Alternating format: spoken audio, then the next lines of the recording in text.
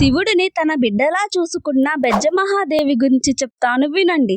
ఒకరోజు బెజ్జమహాదేవమ్మ శివుడికి కన్న తల్లి లేదు అని తెలుసుకొని బాధపడుతూ, తల్లి ఉంటే భిక్షాటన చెయ్యనిచ్చేదా, తల్లి ఉంటే పులితోలు చుట్టనిచ్చేదా, తల్లి ఉంటే విభూది రాయనిచ్చేదా, తల్లి ఉంటే శ్మశానమ్మట తిరగనిచ్చేదా అనుకుంటూ స్వయంగా తన చేతులతో ఒక పసిబిడ్డ ఆకారాన్ని చేసి, శివయ్య, నువ్వు నా బిడ్డవు, నిన్ను నేను ఇప్పుడే కన్నాను అంటూ కన్న తల్లిలా పొంగిపోతుంది. ఆ శివలింగానికి పసిబిడ్డలా చేసే ప్రతి ఆలన చేసేది.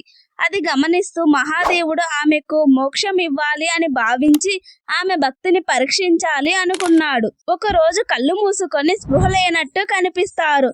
ఆమె ఏడుస్తూ, అయ్యో శివయ్య, కళ్ళు తెరిచి నన్ను చూడు, నువ్వు లేకుంటే నేను ఎలా ఉండగలను, నీకేమైనా కావడానికి ముందే నేను నా ప్రాణాలను విడుస్తున్నా అని అంటుంది. అప్పుడు పరమేశ్వరుడు తన కుటుంబంతో ప్రత్యక్షమై, అమ్మా, నీ భక్తికి పరవశించిపోయాను, అమ్మా, నీకు ఏ వరం కావాలో అడుగు అని అంటాడు.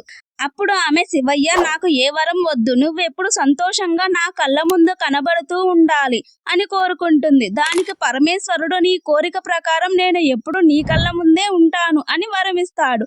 ఇలాంటి యూస్ఫుల్ కంటెంట్ కోసం మన ఛానల్ సబ్స్క్రైబ్ చేయండి.